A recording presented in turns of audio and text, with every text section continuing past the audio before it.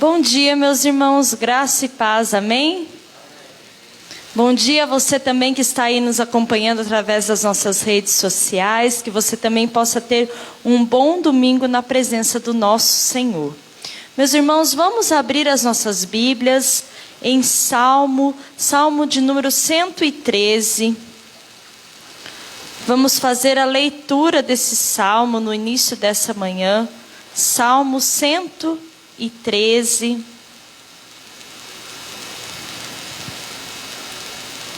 Um salmo de louvor.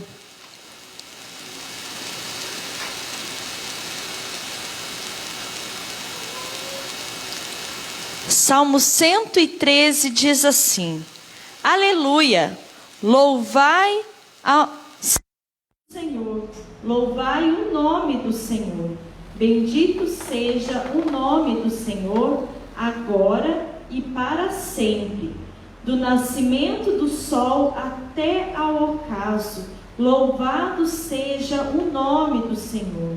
Excelso é o Senhor, acima de todas as nações, e a sua glória acima dos céus.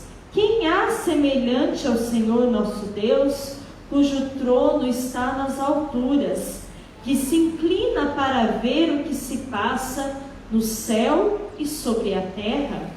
Ele ergue do pó o desvalido e do monturo o necessitado, para o assentar ao lado dos príncipes, sim, com os príncipes do seu povo.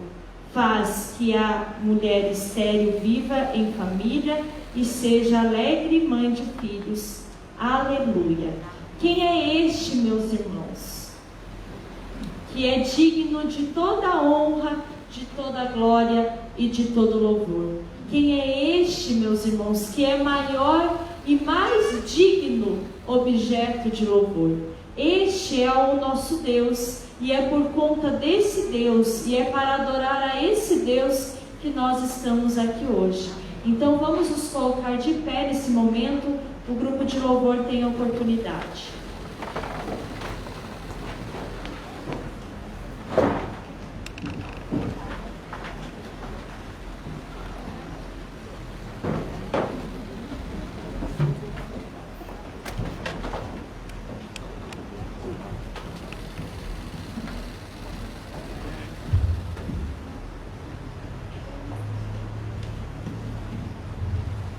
Bom dia, irmãos.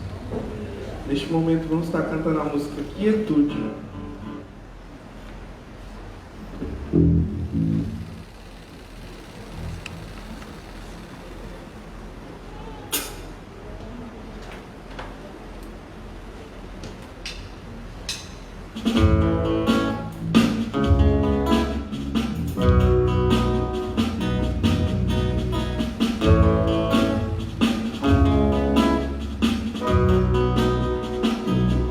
Estou quieto.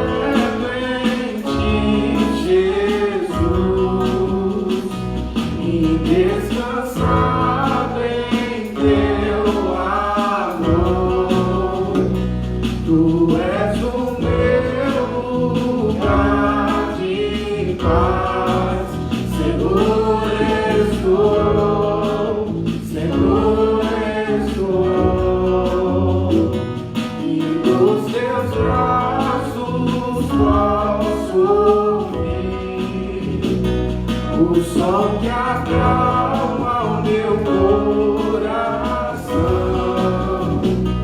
no mais profundo se encontrar e te sentir, e te sentir.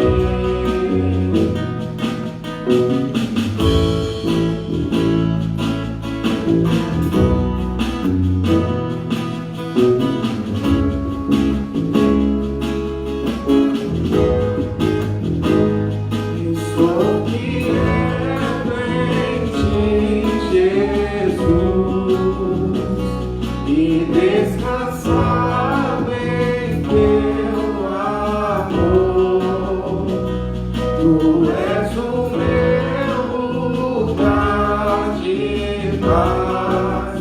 Seguro estou, seguro estou.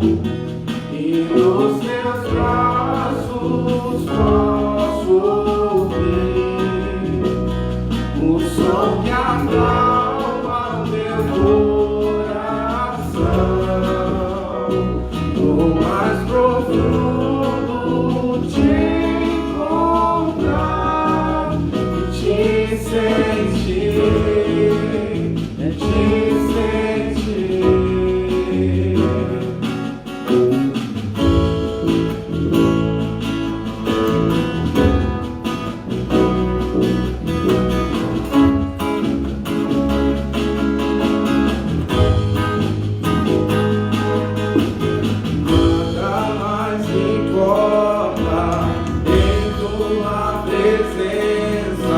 Seguro estou, seguro estou. Nada mais importa em tua presença. Seguro estou, seguro estou.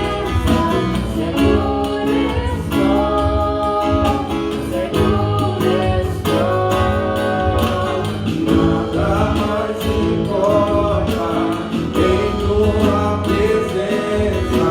Seguro estou, seguro estou. Nada mais importa em tua presença. Seguro estou, seguro estou.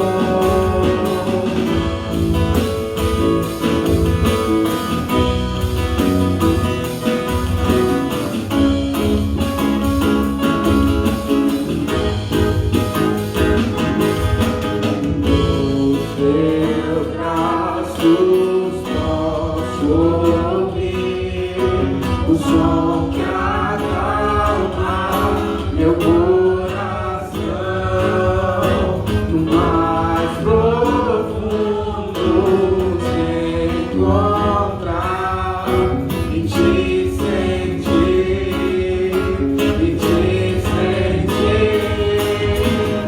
Os teus braços posso ouvir o som que acalma meu coração, mais profundo se encontrar e te sentir, e te sentir.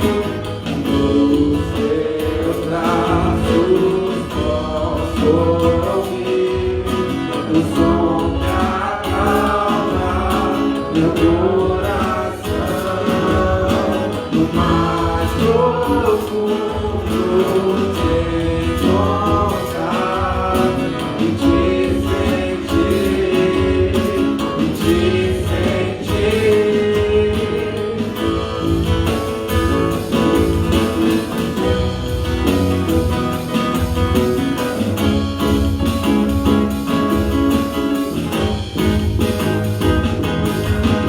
Nada mais importa em tua presença.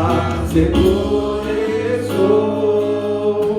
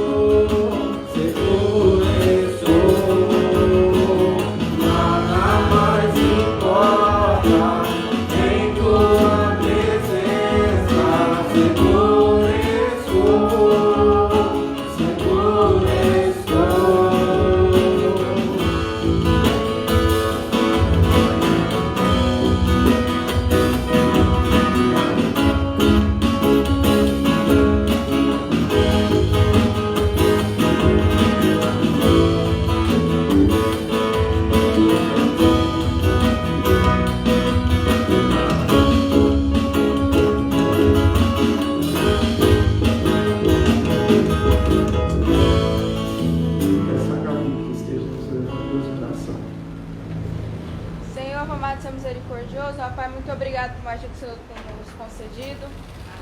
E te pedimos, ó Pai, que agora, Pai, o Senhor possa estar falando aos nossos corações, ó Pai, através do Mateus, e também no culto à noite, ó Pai. Fique conosco no restante desse dia, é a minha oração, em nome de Jesus, amém. Amém. Poder sentar.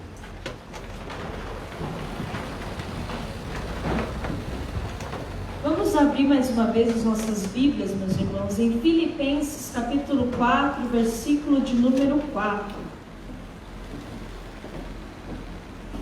Carta do apóstolo Paulo aos Filipenses, capítulo 4.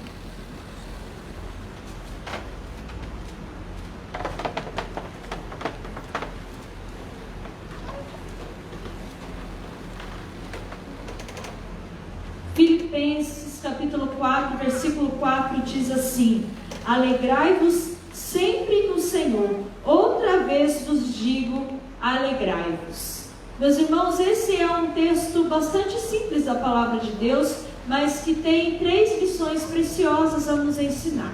A primeira delas é que a alegria é um imperativo. O que isso significa? A alegria é uma ordem na vida do cristão.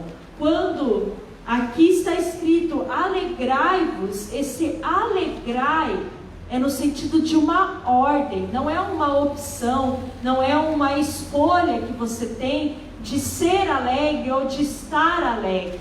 É na verdade uma ordem de que nós devemos ser alegres. Uma outra lição preciosa que nós temos nesse versículo, que é tão simples, é a lição de que a alegria é transcircunstancial, ou seja, a nossa alegria, ela deve superar as circunstâncias. Quando aqui diz, alegrai-vos sempre no Senhor, quer dizer que sempre nós devemos o quê? Cultivar a alegria do Senhor. Não importam as circunstâncias, não importa o que está acontecendo, nós devemos nos alegrar sempre. Não é de vez em quando, não é quando eu quero, não é quando eu tenho vontade de me alegrar, mas a palavra do nosso Deus, ela nos instrui de que nós devemos nos alegrar e alegrarmos sempre no nosso Senhor. E outra vez vos digo, alegrai-vos. Uma terceira e última lição preciosa que esse texto nos aponta é que essa alegria, ela não é qualquer alegria, ela é uma alegria no Senhor, ela é uma alegria cristocêntrica, é uma alegria que aponta para Cristo, uma alegria que aponta para o nosso Deus. Então ela é uma alegria no Senhor, e por isso nós devemos estar alegres e sermos alegres, porque a nossa alegria, ela é no nosso Deus, ela é no Senhor, ela não é em coisas, ela não é em circunstâncias, ela não é por conta de qualquer pessoa, ela é por conta de Cristo. Então ela é uma alegria cristocêntrica. Nós estamos aprendendo e hoje, encerramos aí os estudos a respeito da plena satisfação no nosso Deus. E se nós queremos estar plenamente satisfeitos no nosso Deus, é importante que nós estejamos plenamente felizes, plenamente alegres, não importando as circunstâncias, não importando aquilo que acontece na nossa vida, mas nós devemos nos manter o quê? Satisfeitos, alegres e felizes no nosso Senhor. Amém, meus irmãos? Amém. Vamos orar? Senhor nosso Deus, nós te pedimos, Deus, que o Senhor possa falar, ó Deus, tremendamente aos nossos corações através da aula de escola dominical que nós vamos receber hoje. Muito obrigada, Deus, porque nós temos o privilégio, Senhor, de estarmos na tua casa.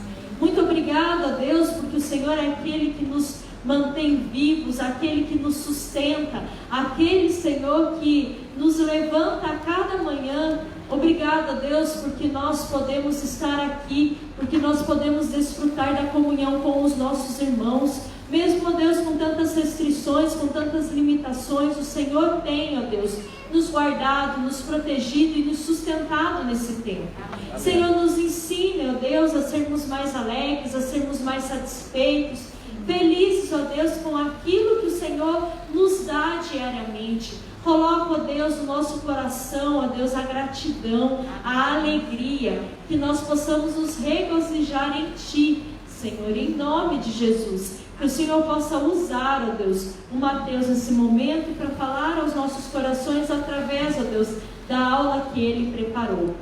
E que o Senhor, ó Deus, possa estar nos conservando, ó Deus, no restante desse domingo, sempre, ó Deus, na presença do Senhor, e que nós possamos, ó Deus, desfrutar dessa presença. Que nós possamos no dia de hoje, ó Deus, separar, ó Deus, o nosso tempo diário de leitura da Tua Palavra, a nossa oração, ó Deus, o nosso momento de comunhão individual com o Senhor, que é tão importante. Que o Senhor possa nos abençoar nesse sentido, em nome de Jesus. Amém. Amém. Então, o Mateus tem a palavra e as crianças podem se dirigir ao pátio.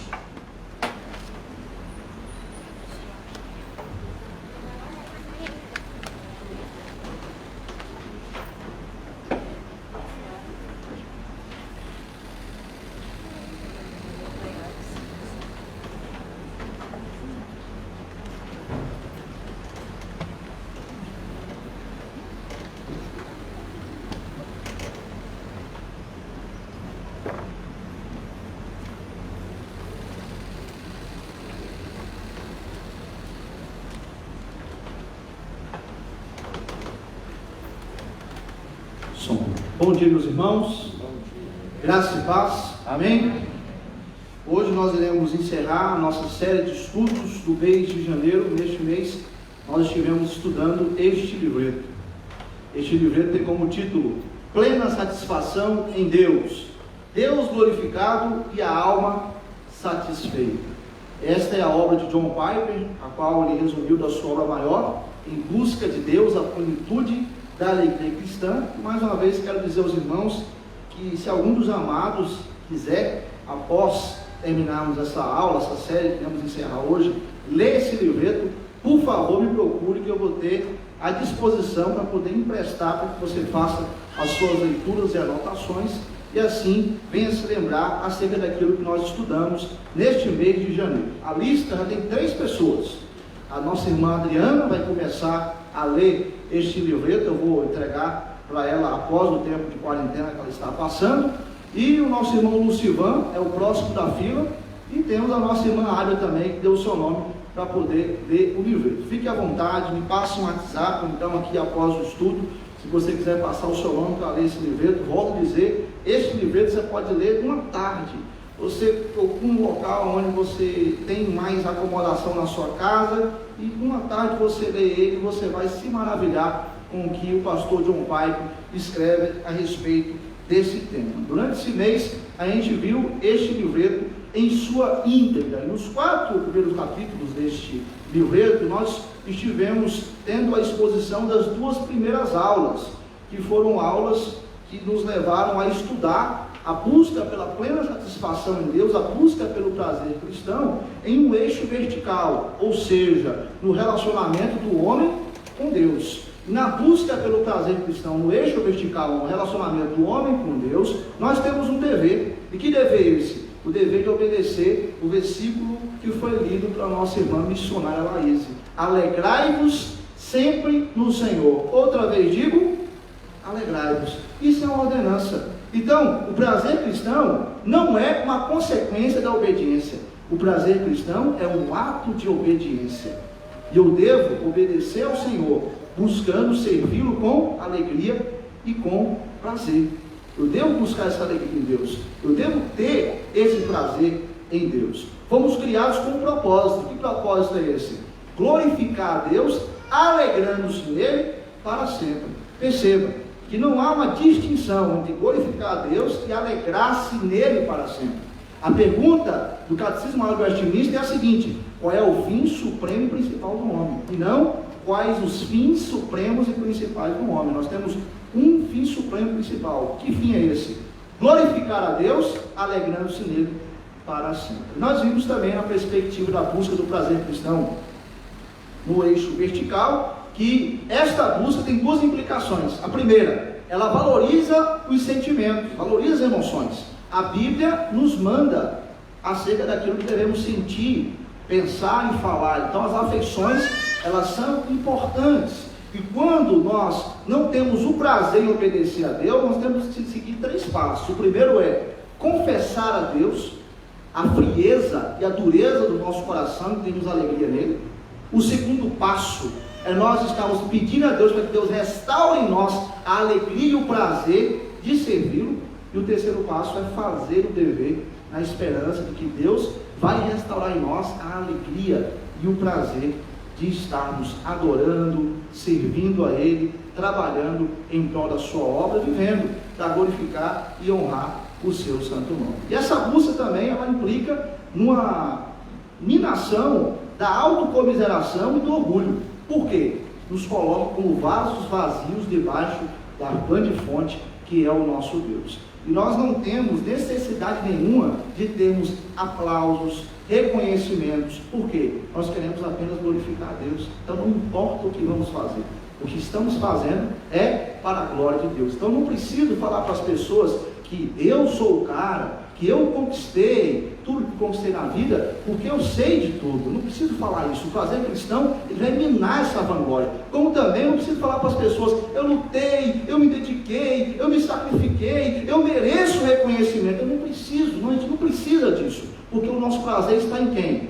O nosso prazer está em Deus. Então, essa é a busca do prazer cristão no eixo vertical. Na aula passada, nós aprendemos como podemos buscar o prazer cristão no eixo horizontal. E o tema foi: busque a sua alegria na alegria do amado. Então nós podemos buscar o prazer cristão nos nossos relacionamentos interpessoais. Como? Nos alegrando com os que se alegram.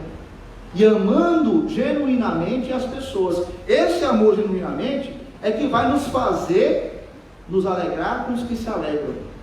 E chorar também com os que choram. Porque choramos o choro da compaixão, do impedimento da pessoa ter a alegria. E aí sofremos com ela, porque temos empatia por essa pessoa. E por fim nós vemos na semana passada que devemos almejar a recompensa eterna. E isso nos leva o quê? A pagar o preço do amor. Porque amar custa caro. Amar exige de nós abnegação.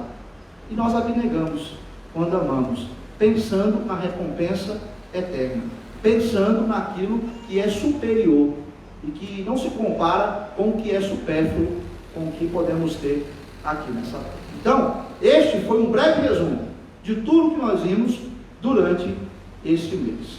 Agora, nós iremos estudar os 4 últimos capítulos, que é a aplicabilidade deste ensino, tanto no eixo vertical, no relacionamento do homem com Deus, como no eixo horizontal, no relacionamento do homem com o seu próximo. E aí a nossa irmã Laís já leu praticamente o texto, que é o nosso texto base: alegrai-vos sempre no Senhor. Outra vez digo, alegrai-vos. Essa é a ordenança a qual nós devemos obedecer. Vamos orar?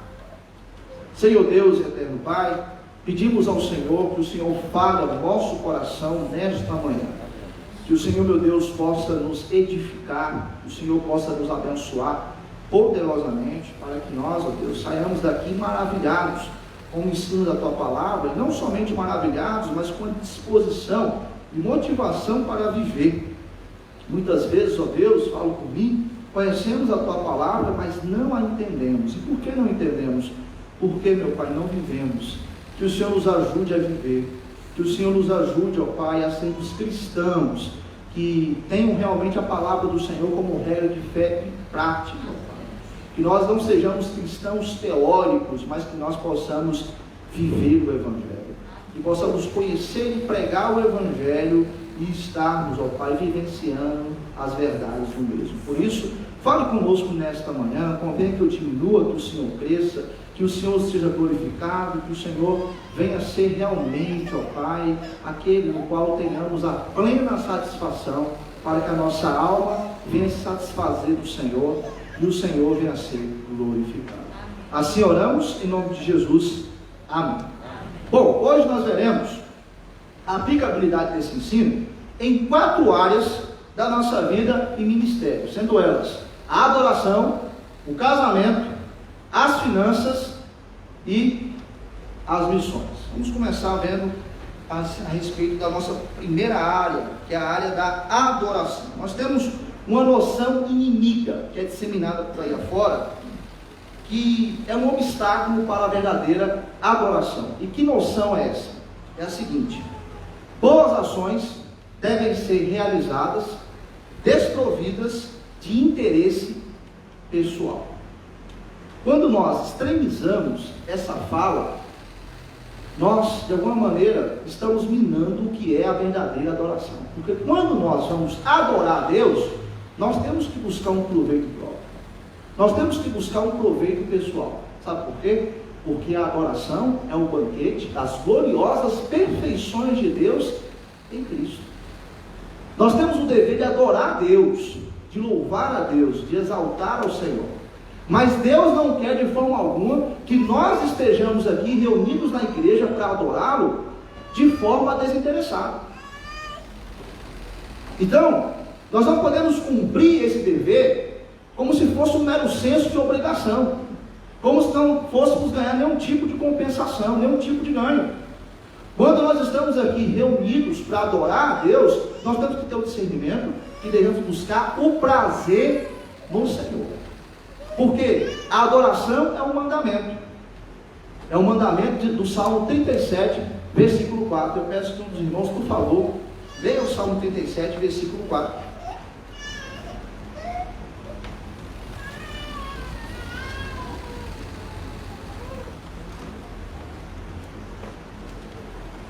Agrada-te do Senhor e Ele satisfará os desejos do teu coração. Então nós temos uma ordem. Que ordem é essa? Agrada-te do Senhor. Então agrada-te do Senhor. E como nós podemos nos agradar do Senhor? Através da adoração. Então a adoração é um mandamento e é um dever. Até o próprio Deus diz que Ele está em busca de adoradores que o adorem em espírito e em verdade. Agora, quando nós devemos cumprir esse dever da adoração, o nosso coração deve estar como o coração do salmista, lá no Salmo 42:1. Abram lá no Salmo 42:1. Salmo 42:1 e verso 2.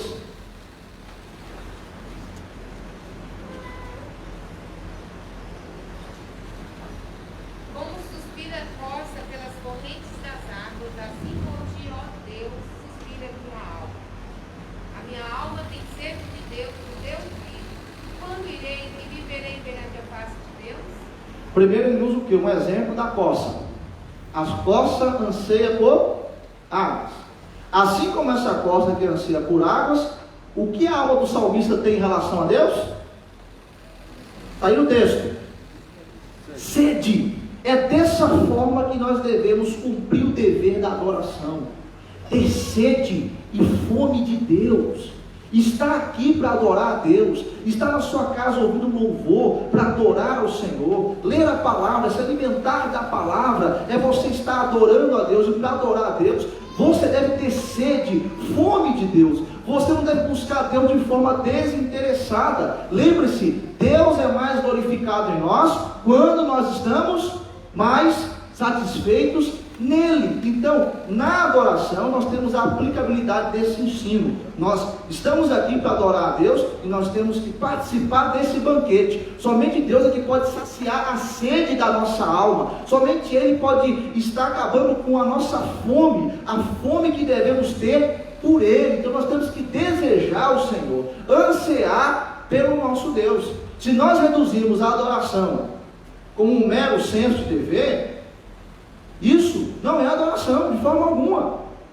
A adoração consiste no prazer que devemos ter no Senhor. Agrada-te do Senhor. Isso que é adorá-lo em espírito e em verdade. É estar aqui na igreja para adorar a Deus, não por aquilo que Ele faz, mas sim por aquilo que Ele é. Aí a gente lembra daquela música do Delino Marçal, Deus é Deus. Ele fala exatamente isso nessa música. Eu não adoro pelo que Ele faz, eu adoro pelo que Ele é. Haja o que houver, Ele sempre será Deus.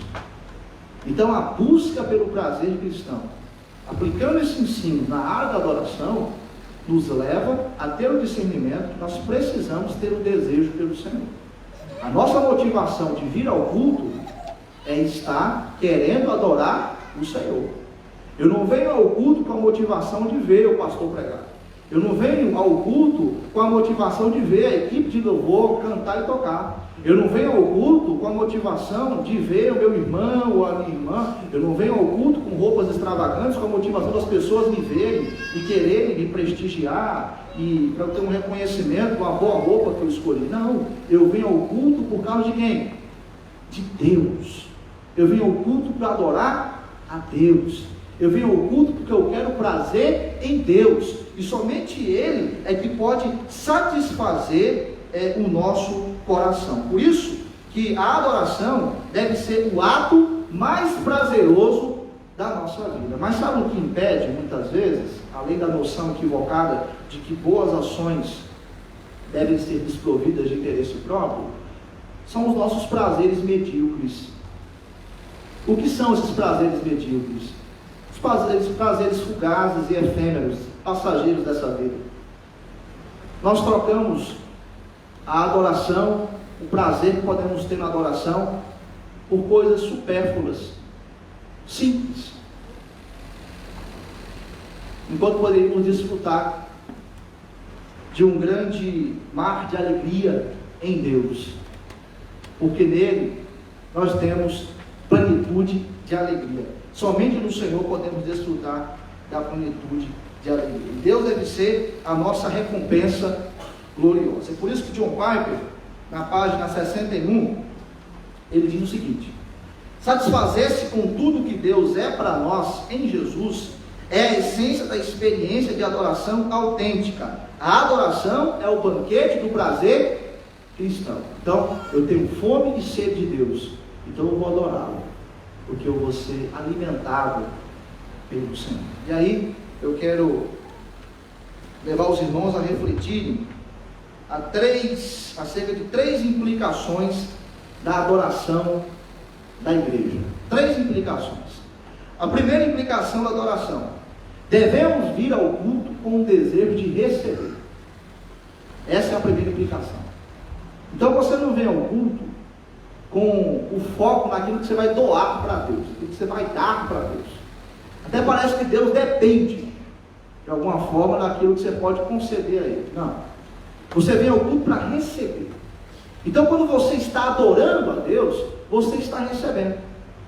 O que você está recebendo? O alimento, o saciamento necessário da sua sede e da sua fome por Deus. É este o nosso objetivo de estar no culto. Nós estamos aqui para receber da parte de Deus o prazer que somente Ele pode nos dar.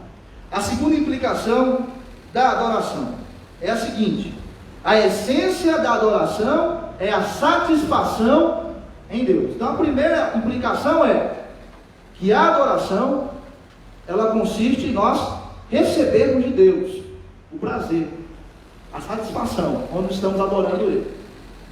E a segunda implicação é que a essência da adoração é a satisfação em Deus. Com isso, a nossa adoração, ela vai estar totalmente centrada em Deus.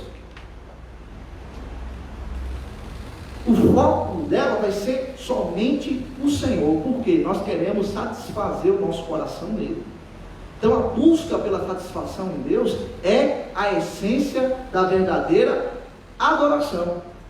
Quando nós temos Deus como a essência da nossa verdadeira adoração, nós queremos saciar a nossa alma de Deus. Nós queremos adorar Ele em espírito e em verdade. Agora, se o nosso foco deixa de ser Deus na adoração, se o nosso foco acaba sendo naquilo que está conduzindo a adoração, aí nós temos um problema.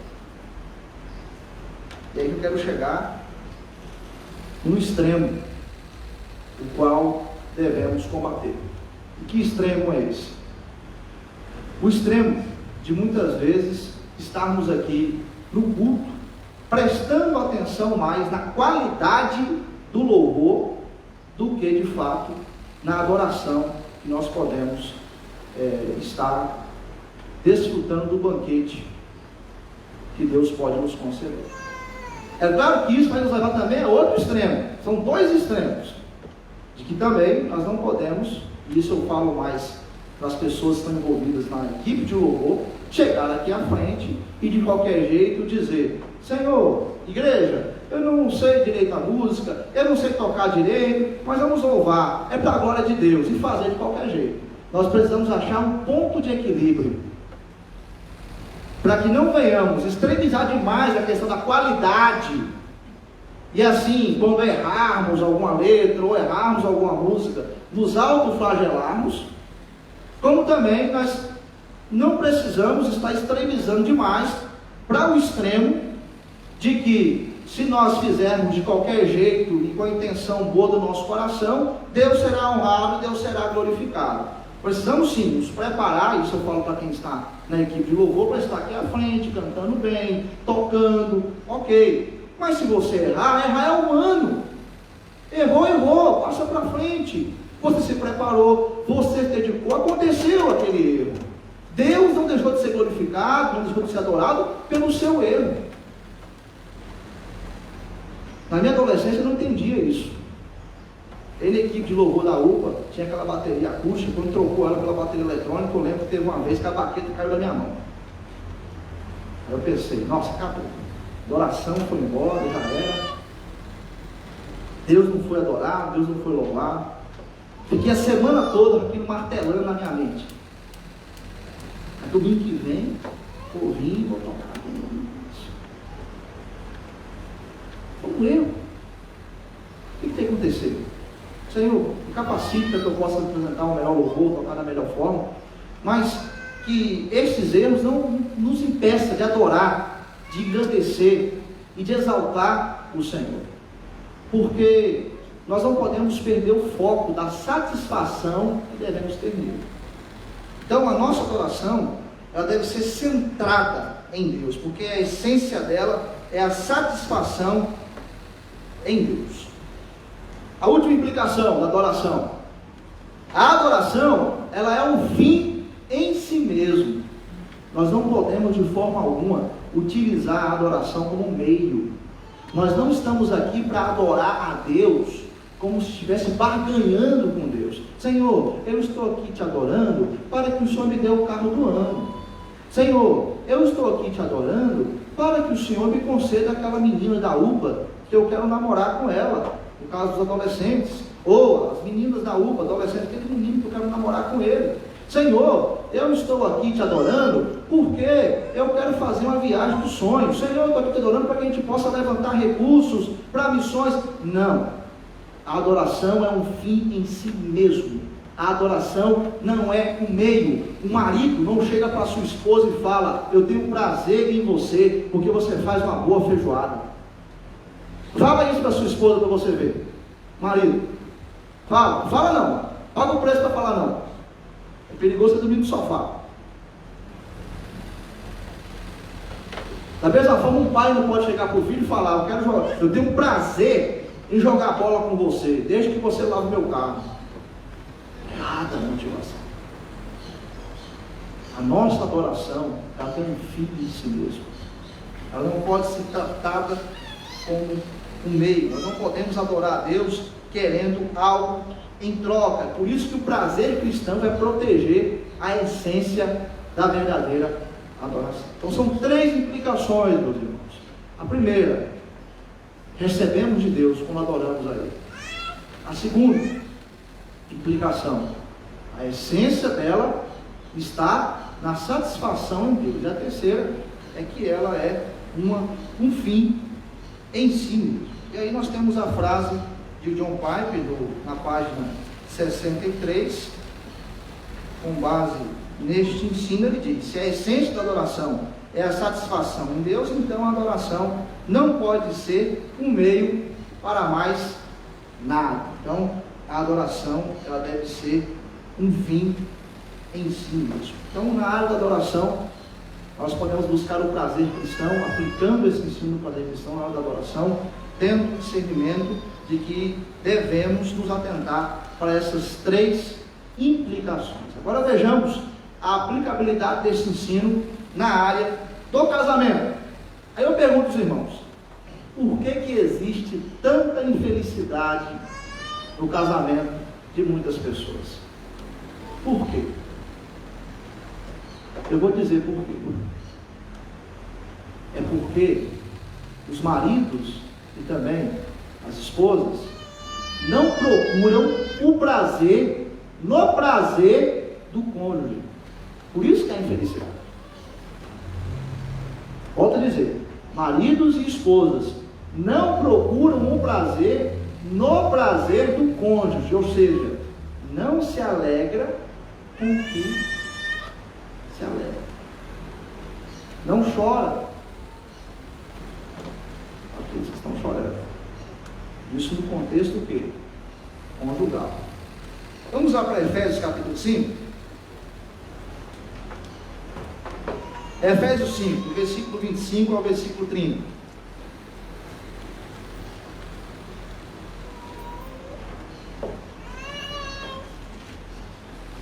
À luz dessa passagem, nós iremos entender que o casamento é um dos aspectos basilares na busca pelo prazer cristão. Efésios 5, 25 até o versículo de número 30. Nós vamos ler por parte esse texto para a gente poder ter um entendimento dessa passagem. Vejamos aí o versículo 25. Olha só o que diz: maridos, amai vossa mulher, como também Cristo amou a igreja e a si mesmo se entregou por ela. Vamos ver então o exemplo de Cristo. Então, maridos, amai vossa mulher, como também Cristo amou a igreja e a si mesmo se entregou por ela. Aí eu pergunto aos irmãos, à luz desse versículo, como Cristo amou a igreja? Como ele amou a igreja? Está no final do versículo aí. Como? Se entregando por ela. O Cristo amou a igreja, se entregando por ela. Agora vejamos o versículo 26. Para que a santificasse, tendo-a purificado, por meio da lavagem de água pela palavra. Aí nós podemos responder a segunda pergunta. Mas por que ele se entregou pela igreja? A resposta está aí. Para santificar, para purificar a igreja. Agora, por que Cristo fez isso? A resposta no verso 27, alguém leia. Para apresentar a si mesmo a igreja gloriosa, sem mácula, nem ruga, nem coisa semelhante, porém santa e sem defeito. Então, para que ele pudesse apresentar a si mesmo, igreja gloriosa. Agora, abra lá em Hebreus 12, 2. Vamos correlacionar essa passagem com Hebreus 12, 2.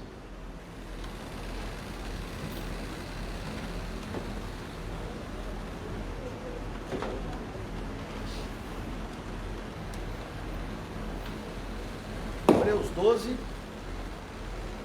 versículo 2. Olhando firmemente para o autor e consumador da fé, Jesus, o qual, em troca da alegria que lhe estava proposta, suportou a cruz, não fazendo caso da ignomínia, e está assentado à destra do trono de Deus. Então aqui, nós podemos ver na correlação de Hebreus 12, 2, com a passagem de Efésios 5, nós entendemos que Jesus, ele buscou o seu próprio prazer no prazer da igreja. Então Jesus, ele suportou a cruz pela alegria do seu casamento com a noiva. Então Cristo, ele se entregou por nós, sendo um ato de amor, para nos santificar, para nos purificar. E a igreja se alegra quando ela é santificada e purificada. Jesus, ele não quer uma noiva suja e nem uma noiva impura. O que Jesus quer? Jesus quer uma noiva gloriosa. Então, quando ele está sofrendo por nós na cruz do Calvário e ele ressuscita, fazendo então, consumando então a obra redentora, o Senhor faz isso visando o seu prazer, no prazer de quem? Da igreja. Da mesma forma, aqui em Efésios capítulo 5, voltamos lá para essa passagem, nós podemos ver a aplicabilidade de Paulo aqui no versículo 28. Olha o que Paulo diz aí, versículo 28, Efésios 5, 28. Assim também os maridos devem amar a sua mulher como ao próprio corpo. Quem ama a esposa, a si mesmo se ama. Então, seguindo o exemplo de Jesus, os maridos devem amar a esposa como ao próprio corpo. Quem ama a esposa, a si mesmo se ama. O princípio aqui é o seguinte: se eu faço bem para minha esposa, de certa forma, eu estou fazendo bem para mim mesmo. Porque a minha alegria é a alegria de quem? Da minha esposa. Entende? Então a busca pelo prazer cristão, no contexto do casamento, ela consiste nesse princípio, que o marido deve buscar o seu prazer no prazer da sua esposa, e a esposa também deve buscar o seu prazer no prazer do marido. Agora vejamos a intensidade desse ensino, no verso 29 e no verso 30, alguém lê por favor. Porque ninguém jamais odiou a própria carne, antes a alimenta e dela cuida, como também Cristo faz com a igreja, porque somos membros do seu corpo. Então aqui nós podemos ver o relacionamento íntimo de Cristo com a igreja, a união íntima do Senhor Jesus com a igreja. Aqui Paulo está usando um exemplo, que ninguém jamais odiou a própria carne, antes a alimenta e dela cuida, como também Cristo faz com a igreja, porque somos membros do seu corpo. Então, com base neste exemplo, o relacionamento conjugal deve buscar o prazer cristão, nesse contexto, procurando se alegrar com a alegria do amado ou da amada. Veja o quanto é intenso. É uma relação íntima. Então, se a gente for ver de certa forma, num certo ângulo, todo bem feito à igreja também é um bem ao noivo. Por isso nós devemos tomar cuidado, meus irmãos, quando a gente vai criticar a igreja. Viu? Alto lá. A igreja é noiva de Cristo. Se você falar mal da noiva de Cristo, você está desrespeitando a Cristo. Porque o relacionamento de Cristo com a sua igreja é um relacionamento o quê? Íntimo. Assim deve ser o relacionamento conjugal. Este é o grande exemplo que nós devemos seguir. E Deus, ele planejou algo maravilhoso para o casamento. E o que é? Expor a glória de Cristo, através da obediência dessa passagem. Então, a aplicabilidade deste ensino vai nos levar à felicidade que podemos ter em Deus e também no nosso contexto conjugal. Vamos para a área das finanças. Para falar dessa área, 1 Timóteo 6. 1 Timóteo 6, do verso 5 ao verso 10.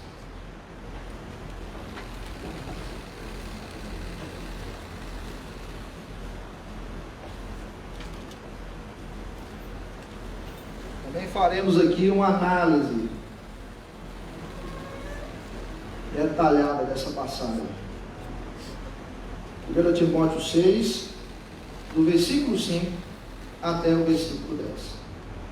Aqui, Paulo, ele nos ensina como que nós podemos usar o nosso dinheiro para um lucro duradouro. E como também nós podemos fugir da destruição. E aí devemos entender, meus irmãos, que os males que ocorrem no mundo não é porque o nosso desejo por felicidade é muito forte, mas é porque esse desejo é muito fraco mesmo. E é tão fraco porque a gente busca se contentar com os prazeres que o dinheiro pode comprar. E aí, John Piper vai fazer uma paráfrase de 1 Timóteo 6,10. Alguém, por favor, lê esse texto, 1 Timóteo 6, versículo 10.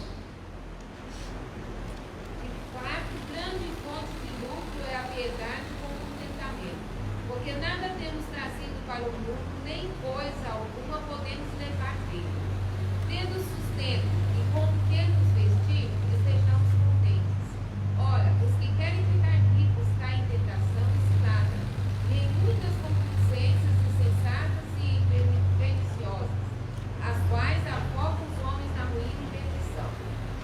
amor do dinheiro é raiz de todos os males, e alguns nessa cobiça se desviaram da fé e a si mesmos se atormentaram com muitas coisas.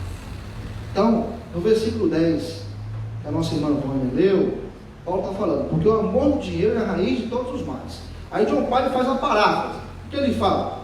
A raiz de todos os males é que somos uma raça que se contenta com o amor ao dinheiro ao invés do amor a Deus. Então, em vez de termos o amor ao Senhor, nós amamos o quê? O dinheiro. E as coisas que o dinheiro pode nos dar. Aí nós temos que nos atentar para o que diz essa passagem aqui. No versículo 5, alguém lê, por favor, o verso 5. Paulo faz uma orientação a Timóteo. Olha o que ele diz, verso 5.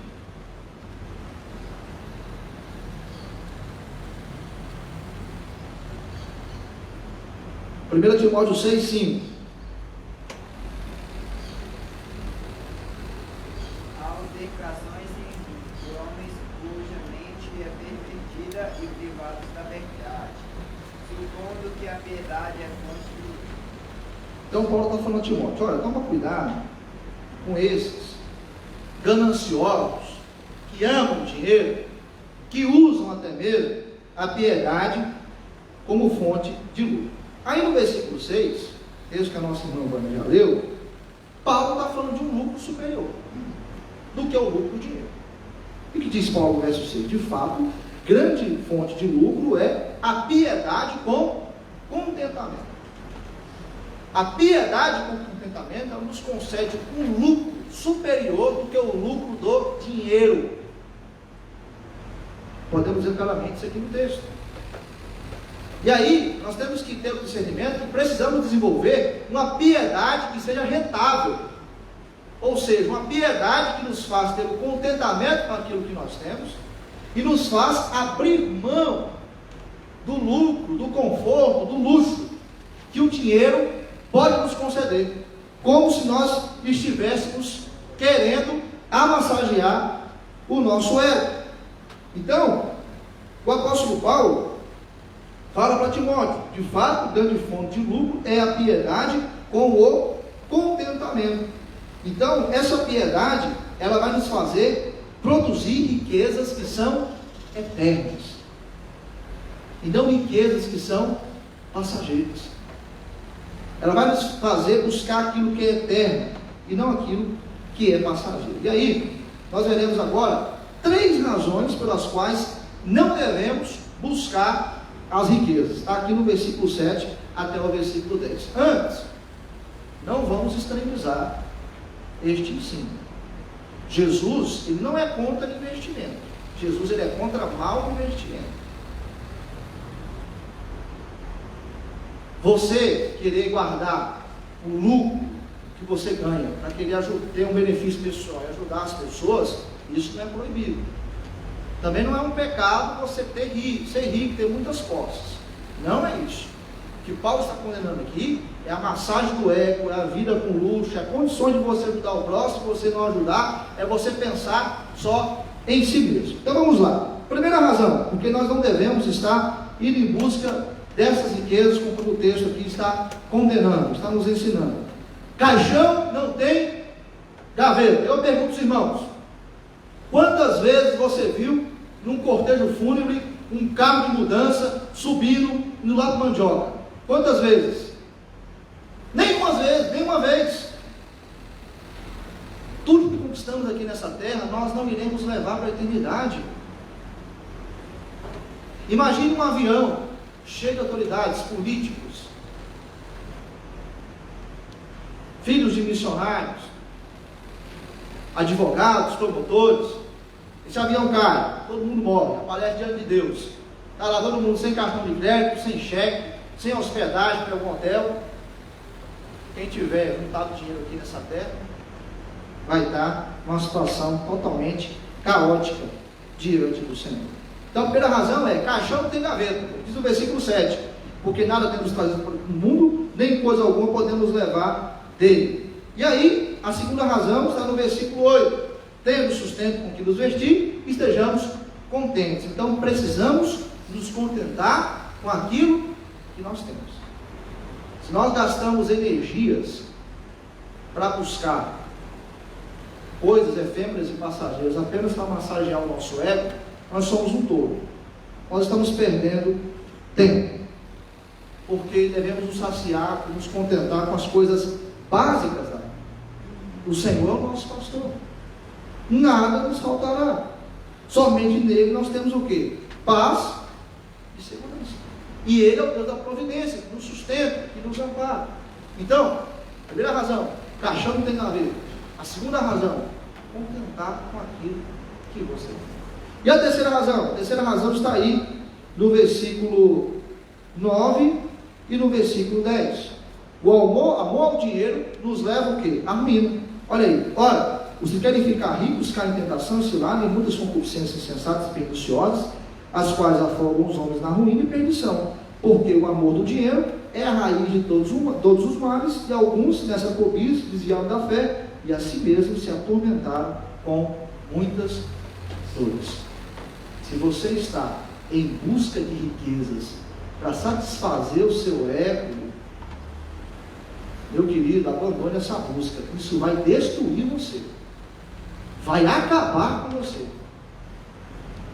Por isso, nós devemos nos atentar para este ensino e devemos usar o dinheiro para poder abençoar o nosso próximo.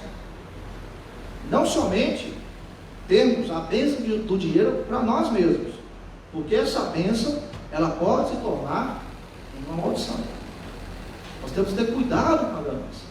E a busca pelo prazer cristão na área das finanças vai nos fazer ter o contentamento com aquilo que nós temos, vai nos fazer ter o contentamento, a satisfação, e até mesmo nós teremos o prazer de ajudar o nosso próximo, pegar o nosso dinheiro e ajudar o nosso próximo. Deus é glorificado quando nós pegamos aquilo que temos e podemos ajudar o nosso próximo, aqueles que estão passando por necessidade. O que está acontecendo conosco, meus irmãos, nós estamos sendo engolidos pelo materialismo ocidental, pela lei do consumismo. Compra, compra, compra, compra, compra, compra e não para de comprar.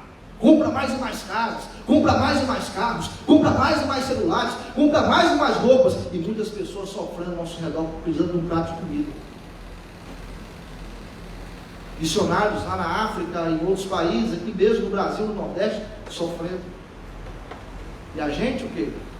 Cheiroso na igreja, com perfume da Malbec, do Boticário, Caiaque, Coletes, óleo,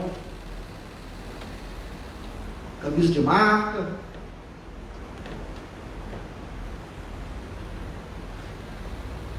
A ideia de que nós somos filhos do rei, precisamos desfrutar do melhor dessa terra, ela é fútil, ela é equivocada, porque o próprio rei, ele se esvaziou de si mesmo para estar aqui.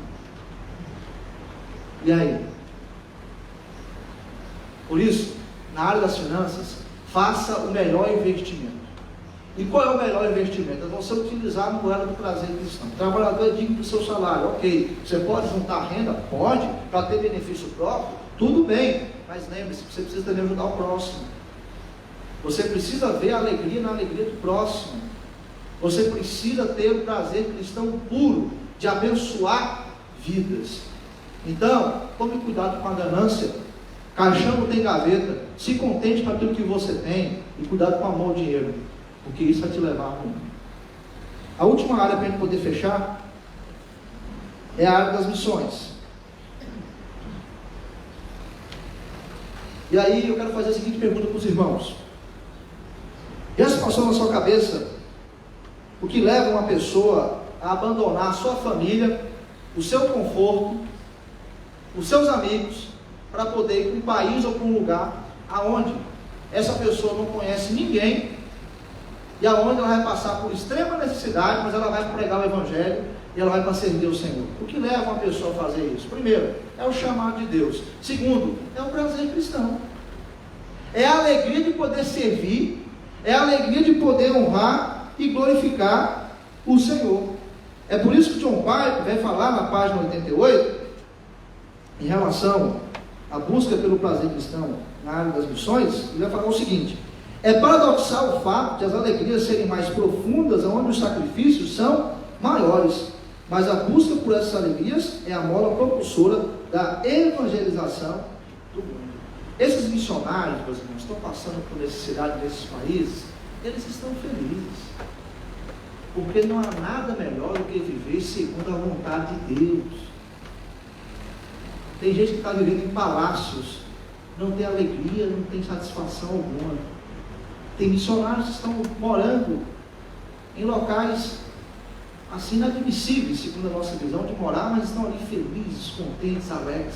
E outra coisa, eles não sofrem de autocomiseração não, porque eles estão fazendo aquilo pensando na eternidade. É isso que leva muitos a abraçarem o trabalho missionário. A motivação para esse trabalho está lá em Marcos 10. Alguém, por favor, leia Marcos 10, versículo 29 e versículo 30.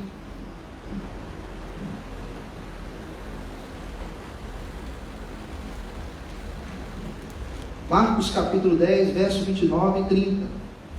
Tornou Jesus: em verdade vos digo que ninguém há que tenha deixado casa, ou irmãos, ou irmãs, ou mãe, ou pai, ou filhos, ou campos, por amor de mim e por amor do Evangelho, que não receba já no presente o cêntuplo de casas, irmãos, mães, filhos e campos, com perseguições, e no mundo por vir a vida eterna. Antes de nós vermos esses dois versículos aqui, falarmos a respeito dele, é interessante que Jesus, utilizando aqui essa fala dele no versículo 29 e 30, ele vai estar observando uma autocomiseração na fala de Pedro. Lê o versículo 28 também. Então Pedro começou a dizer: eis que nós tudo deixamos de seguir. Então Jesus, ele observa essa autocomiseração de Pedro e ele vai falar: olha, aquele que sai da sua zona de conforto, mais ou menos essa época que está passando, ele vai ter um lucro maior. Vale a pena. Porque a recompensa é o quê? É uma recompensa superior. E é uma recompensa também que não se limita à realidade terrena, mas é uma recompensa que ecoa para a eternidade. Então a busca pelo prazer cristão, ela nos faz sair da zona de conforto para estarmos trabalhando em prol de vidas. É a busca pelo prazer cristão e obedecer o indo do nosso Senhor e Salvador Jesus, que faz com que você trabalhe a semana toda e no final de semana você esteja aqui na igreja, preparando uma missão, ou então preparando um trabalho evangelístico, indo na casa das pessoas, buscando as pessoas para poder estar aqui na igreja. Tudo isso é o que? É o prazer, você faz por prazer, prazer cristão, o contentamento. E não há, de certa forma, autocomiseração nisso. Você não precisa de reconhecimento, você não precisa de ser louvado. Os missionários não são heróis que estão ali contando vantagem. Eu deixei minha família para estar num local aonde estou passando por necessidade. Não. David Livingstone, um homem missionário que foi pioneiro das missões da África, ele falou que ele não fez sacrifício nenhum. E por que esses acabam tendo esse tipo de atitude, acabam tendo esse tipo de fala? Porque eles acharam prazer em Deus, alegria em Deus. Eles estão fazendo aquilo que os deixam alegres. Eles estão fazendo aquilo que dá satisfação plena neles. Então a aplicabilidade do ensino da busca pelo prazer cristão nas missões é essa, que nós servimos a Deus com alegria, abrimos mão do nosso conforto, e quanto mais nós temos o prazer em Deus, quanto mais nós temos o prazer em obedecer ao Senhor, mais estaremos dispostos a abrir mão daquilo que nos traz conforto, para que venhamos estar na linha de frente das missões, servindo o nosso próximo. É melhor dar do que receber. Essa é a aplicabilidade do ensino. É isso que significa negar a si mesmo, tomar a sua cruz e seguir a Jesus. Uma abnegação centrada em Deus.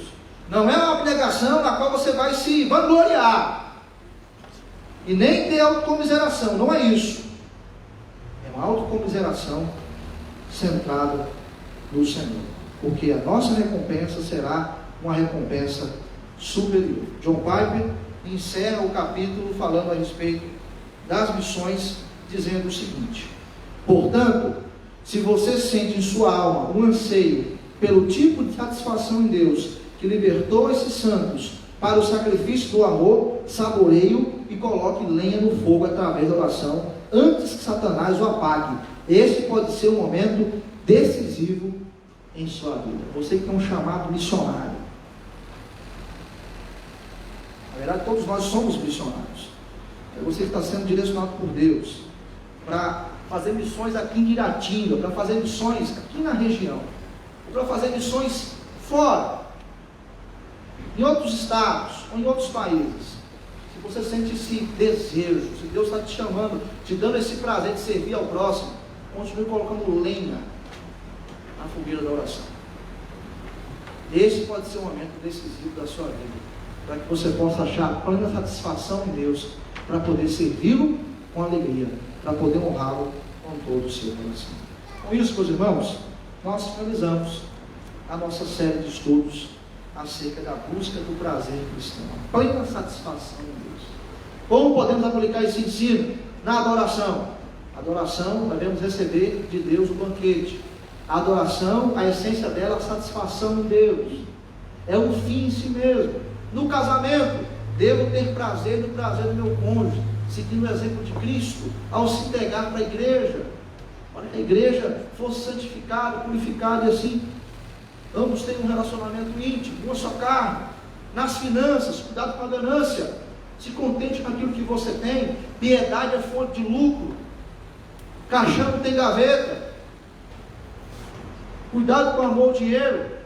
Nas missões, o prazer cristão te leva a servir o próximo, a sair da sua zona de conforto, a abnegação, ao amor, e tudo isso é para a honra e glória do Senhor. Busque essa alegria, busque essa plena satisfação em Deus. Somente assim você encontrará uma alma a qual será satisfeita no Senhor. Jesus disse que Ele veio para nos dar vida, e vida sabe por quê? Com abundância. E vida, aquele texto lá de João 10, no grego é zoe, significa vida com qualidade. E o que é vida com qualidade? Plena satisfação em Deus, para que você possa ter a sua alma totalmente saciada por Ele. Então persiga e busque essa alegria. Amém? Vamos orar? Convido os irmãos a colocarem de pé. Vamos estar intercedendo pelos nossos jovens que vão fazer o Enem neste domingo. Começaram a jornada do Enem no domingo passado e hoje novamente estarão fazendo a prova neste dia, neste domingo.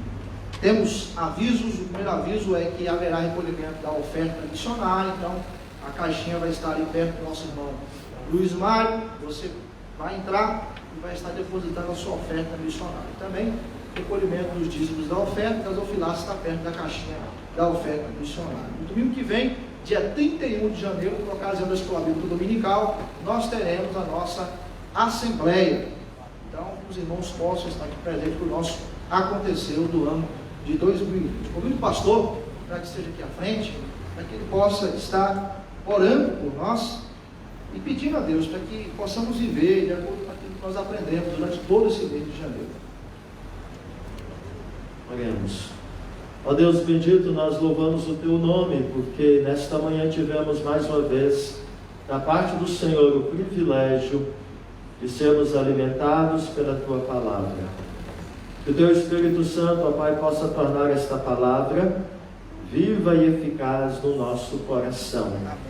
Que o coração de Teu povo, de todos aqueles que a receberam, a começar do meu, seja como uma boa terra, onde a semente da Tua palavra que foi lançada nesta manhã possa germinar, crescer e frutificar com abundância para o louvor da Tua glória.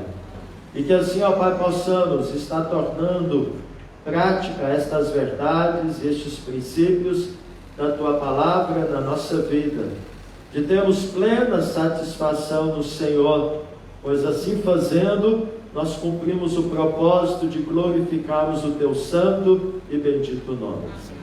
Que este prazer no Senhor e este propósito de glorificarmos o Teu nome se estenda em toda a nossa existência, na nossa vida pessoal, nos nossos relacionamentos interpessoais, no nosso relacionamento contigo como Deus da nossa vida, no nosso casamento, na nossa vida conjugal. Ó Deus, na maneira de lidarmos com o dinheiro, recurso necessário para sobrevivermos nesses dias, e também, ó Pai, na nossa maneira de proclamarmos o Teu Evangelho, que possamos fazer missões e termos o prazer em poder servir ao Senhor, e assim, ó Pai, sermos achados diante do Senhor como verdadeiros adoradores que Te adoram em espírito e em verdade. Ó Deus, pedimos agora pelos nossos jovens e adolescentes, povo do Senhor, não apenas em Guiratinga, mas em todo o Brasil, que estarão novamente enfrentando a prova do Enem.